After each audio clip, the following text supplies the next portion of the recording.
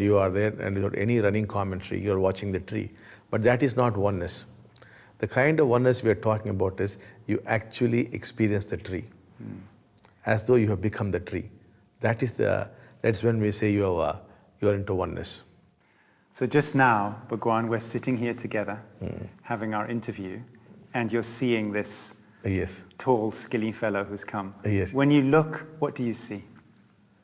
See, I'm looking from the big bird, as well as sometimes from the small bird.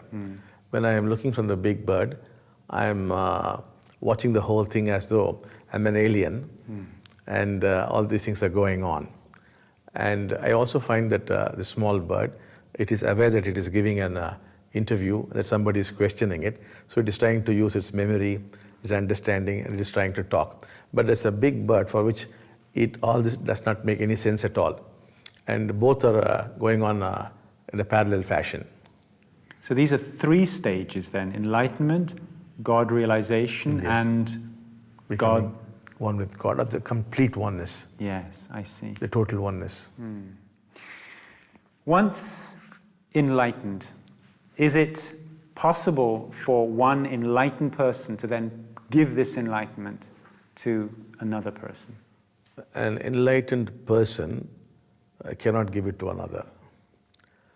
It is only possible if there's a lot of people on the planet are enlightened.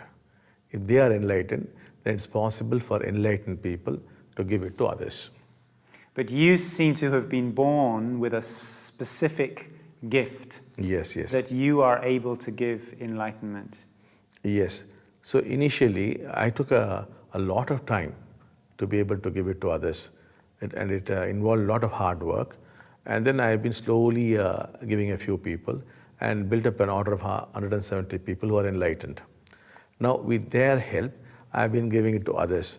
And as others are making it, I'm able to give it to more people. And now we are slowly approaching a point where they will be able to give it effortlessly to others. That is how the phenomenon has been growing. Now, this is quite an unusual understanding, because in many different traditions and teachings, it's been said that enlightenment happens on its own. Yes. And it's not spoken very much that enlightenment can simply be given like this. Yes. It seems to be a new thing. Can you explain a little more? Yes. Because enlightenment, wherever it has happened. Not because the person did this or did that. And very often, in spite of what he did, it happened. So it has been a happening. But I do believe that in ancient times, enlightenment was being given by the masters to their students. But somehow it was all lost. So I wouldn't say it's totally new, but I would say it's very, very ancient. Thereafter, what seems to have been happening was, it was just happening here and there across the planet. But now it seems to have come back, whereby it is possible to give it to another. Bhagwan, if you are able to give enlightenment to another, why don't you just give it to everybody? Yes. At this point of time, I am not able to give it to everybody. I am able to give it to a few people who are better prepared to receive it. But I do believe a short while from now, it would be possible to give it to everybody. It's not me giving it to everybody. People who have made it would be giving it to everybody.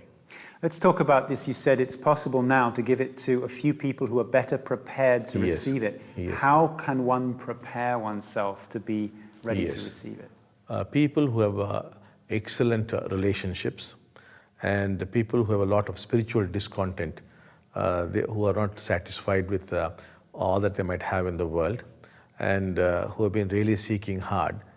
These are the people who are best prepared to receive this. And it's easy for us to give it to them. But otherwise it's quite difficult even now. But as more and more people are making it, we find that even people who are less qualified are able to make it. I see. So, and you've said primarily it's the relationship with the mother and father that needs to be set right. Essentially, that's the most important thing, because we have found that wherever the process has not worked, invariably it has led to a problem between the seeker and the father, or the seeker and the mother. Then the process just stops. So we get back to working on that, and then once again the process proceeds. Are there any other ways that one can help, that the individual can help or hinder the process of enlightenment from the side of the aspirant or the seeker? Yes. What can be done or not done? If the seeker has not abused his body, then it would be very, very helpful. If the seeker has been abusing his body too much, then also it becomes difficult. What do you mean by abusing the body? Abusing, in case he has drunk a lot, he has smoked a lot, he has used drugs. If he has done all these things, then it does become difficult. But on the other hand, if you have not taken recourse to these things, the process goes on much more smoothly. I think as well as these things, of course, these do impact the body a lot, but the thing that many people suffer from in the West is stress, just working too much, too hard, going too fast. Does this also get in the way? That also is quite a hindrance. If you're stressed out or if you're too much worried, then also it becomes a problem. But we do not complain against these things. We try to overcome these things. I see. Right.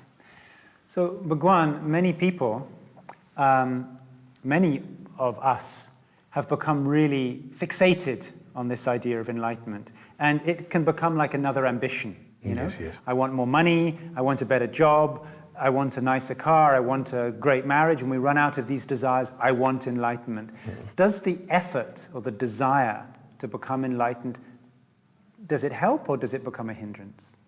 It becomes very often a hindrance, and it prevents you from becoming enlightened.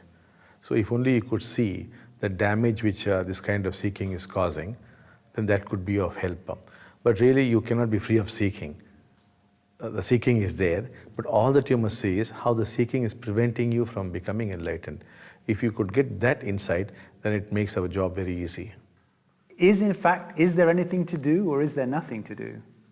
In fact, really there's nothing to do, But the problem is people have no idea about not doing anything. So they feel they must do something to get there. But that very effort is the self. They don't seem to realize that. They want to end the self, but the effort to end the self is the self. Somehow they must get the insight that that is the self. Then maybe suddenly it could stop. This is where there must be grace, isn't it? Yes, the grace comes in. It stops it for you. Yes. I've been a spiritual seeker my whole adult life, and I've done so much spiritual work, and I'd come to a place where I realized that I was just at the end of the road, that there was no more that I could do, that I'd come to the place where the next step could only be taken by grace. I could only be carried that next step by grace. Again, there was something inside that was just so much wanting this freedom to happen here and feeling so helpless, and I kept begging and begging, please, please let it happen. And it got to be, so there was only 3 days left, and I kind of started to panic. There's only 3 days left, please. Help me with this. And I kind of got into a big drama in myself, and at one moment in my heart I just cried out, I can't bear to be separate from you for one more moment. And then immediately I started laughing hysterically because I saw who's separate from who. And I just saw the absurdity of it. This imaginary someone that was begging to no longer be separate, and it was not separate, it couldn't be separate, that was the presence too, and that it was all one big play, like a theater, just a play, and all of the characters, all of the actors were being played by the same one presence. So after that understanding came, there was just a deep relaxation inside. Finally there was just a rest. There was just a deep rest. And then I didn't feel a division within myself. If the mind was talking or different feelings were happening, there was no resistance to them, because the presence doesn't need to resist itself. It was just there, and it didn't matter. And something was just free. And that's what I feel, is there's something just empty and open inside now and free. And there's just love here. There's just love. And I see all of these parts of myself and other people and everything with just love and compassion. Bhagavan, what exactly do you mean by the word self? When I use the word self, I use it in the sense of this feeling of separateness from the other. That's what I mean by the word self. And it's my understanding that it is arising out of the way the senses are functioning. And if the sensory coordination is slowed down a bit, the self disappears. You no longer feel you're separate. So it's actually an illusion.